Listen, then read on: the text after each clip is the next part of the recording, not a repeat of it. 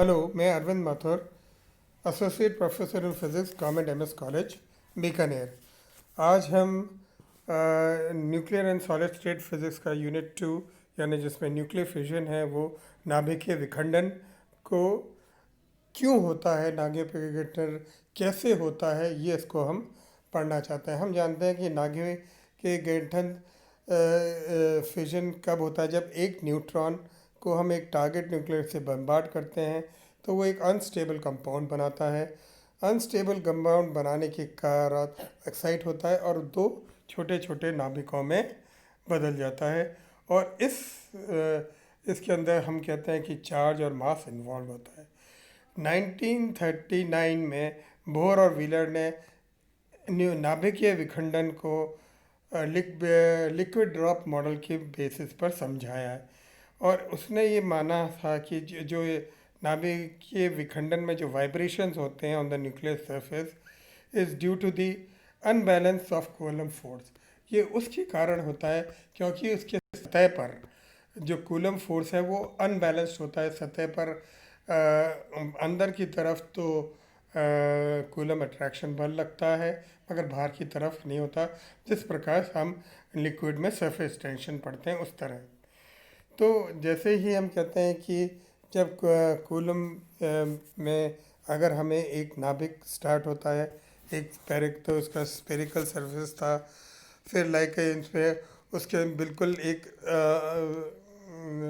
जो दब नहीं सकता उस लिक्विड तरफ की तरफ था, और कि जो स्पेरिकल सरफेस टेंशन उसको स्पेरिकल शेप ये बनाती है, जो जैसा कि हम इस चित्र पहले में देखते हैं। जैसे ही उसके अंदर कोई एक न्यूक्लियस एक नाभिक को या एक न्यूट्रॉन को कैप्चर करता है तो उसकी इंटरनल स्ट्रक्चर परिवर्तित हो जाती है और वो एक हायर एक्साइटेड स्टेट में चला जाता है।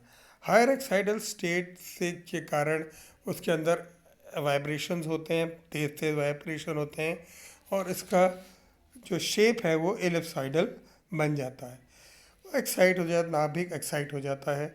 अगर उसकी एक्साइटेशन एनर्जी कम है तो जो सरफेस टेंशन से कम है तो सरफेस टेंशन उस नाभिक को वापस अपनी ओरिजिनल पोजीशन पे स्फेरिकल शेप पे लाने की कोशिश करता है, और और उससे ज़्यादा हो जाती है डिफॉर्म जो उसको करता है। अगर एक्साइटेशन एनर्जी ज़्यादा है तो ये एक जो नाभिक है उसको अपने आप को डम्बेल शेप में बना लेता है, जैसे किसी नैरोइंग होने लगती है और अल्टीमेटली इसका एक डम्बेल शेप हो जाता है, जैसे कि फिगर डी में आता है। वो क्रिटिकल स्टेज पे पहुंच जाता है।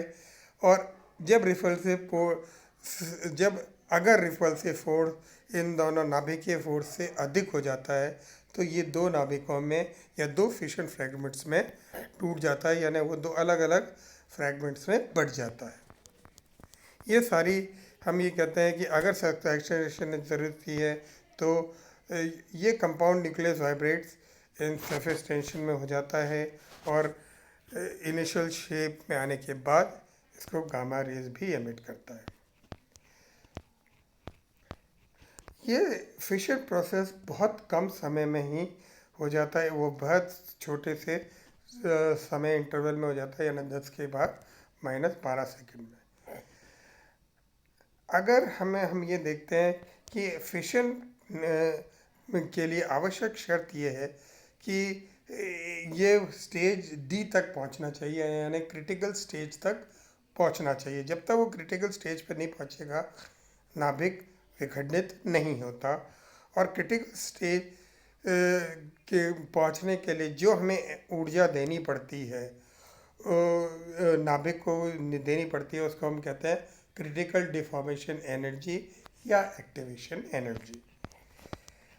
ये प्रोसेस ऑफ फिजन जो विघटन का जो है उसको हम एक ग्राफ पोटेंशियल एनर्जी ई और फिजन प्रोडक्ट्स के बीच की दूरी के बीच में एक ग्राफ पर बना सकते हैं, जो इस प्रकार आएगा। हम ये देखते हैं कि जब डिस्टेंस ज़ीरो है तो शेप ऑफ द जो नाभिक का जो शेप है वो बिल्कुल एक गोलाकार है, स्फेरिकल शेप है, और उसमें हम ये कहते हैं कि जो उसमें जो ऊर्जा जो एमिट हो रही है वो बाइंडिंग एनर्जी के बराबर है। और हम कहते हैं कि जो एनर्जी जो विघटित हुई वो ई एफ इजिकल टू इस फॉर्मूले से दी जाती है, जहाँ हम कहते हैं कि M a mass of the fissionable nucleus है, और M A1 Z1 और M A2 Z2 वो मासेस ऑफ द प्रोडक्ट जो उसके जो आफ्टर वे फ्रेगमेंटेड हैं उनके हैं। इस एनर्जी मेड अप हम कहते हैं कि ये जो ऊर्जा जो है वो कंपाउंड न्यूक्लियस के कारण बनी हुई रहती है। और जब एक पेरेंट न्यूक्लियर न्यूट्रॉन को कैप्चर करता है एक्साइटेशन एनर्जी आ जाती है। अगर इस एक्स हम ये कहते हैं कि अगर जो कर्व्स हम ए बी सी से अगर ई सी जो बैरियर एनर्जी है अगर उससे कंपाउंड एनर्जी ज़्यादा हो जाती है तो बैरियर एनर्जी को हम इस रूप में दे सकते हैं ई K1 K2।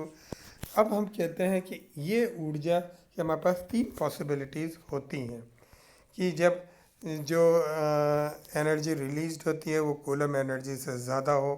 ये उनके लिए है जिसका मास नंबर 250 से अधिक होता है जो ये फुलफ़िल करता है। तो इस केस में स्पॉन्टेनियस फिशन हो सकता है। और हम कहते हैं कि फिशन और इनमें क्वाइट हाई होती है। ये फिशन प्रोडक्ट्स होते हैं तो हम ये कहते हैं इस प्रकार के जो मटेरियल्स हैं वो अर्थ में नहीं पाए जाते। अगर E F is less than यानी हम कह सकते हैं जिनकी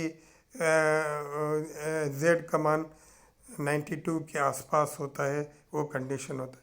अब जब इन न्यूक्लियोइड में एक थर्मल न्यूक्लियोटाइड जिसकी थर्मल एनर्जी 0.25 EV होती है वो इनसे टकराती है तो न्यूक्लियस एक्साइटेड स्टेट में चला जाता है और कंपाउंड न्यूक्लियस एक्साइटेड स्टेट हो जाता है। और सेमी एम्पिरिकल मास फार्मूला से हम उसकी ऊर्जा कहते हैं और इसके कारण ये फिशन होता है। जिनकी एनर्जी बहुत कम होती है वो हम कहते हैं कि वो ऐसे प्रोडक्ट्स होते हैं जो विघटित नहीं हो सकते। अब एनर्जी रिलीज एक ऊर्जा में हम कहते हैं कि एक फिजन में कितनी एनर्जी निकलती है ये मैं इस एग्जांपल से आपको बता सकता हूँ कि एक न्यूट्रॉन इससे टकराया और यू बना और अल्टीमेटली हमारे पास ये प्रोडक्ट्स बने।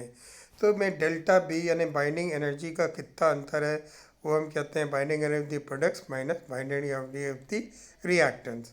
इनको अगर हम डालें तो हम ये कहते हैं कि 199 MeV ऊर्जा उत्पन्न होती है। एप्लीकेशंस ऑफ न्यूक्लियर फिज़िक्स हम कहते हैं कि अगर यहाँ कहते हैं न्यूक्लियर फिजन में बहुत ज़्यादा ऊर्जा लिबरेट होती है और ये रिएक्टर्स हैं। और हम ये कहते हैं कि जो भी ऊर्जा और अगर एक के बाद एक इसके अंदर चेन रिएक्शंस हो जाते हैं। चेन रिएक्शंस होने के बाद अगर हम इसको अनकंट्रोल कर दें तो एटम बम बन जाता है और अगर कंट्रोल करें तो चेन रिएक्शन हो जाता है। अगर हम इसको कंट्रोल करें तो ये हमारे बहुत काम आने की ऊर्जा है जो आपको एक्सप्लेन कर रखा है। Thank you very much.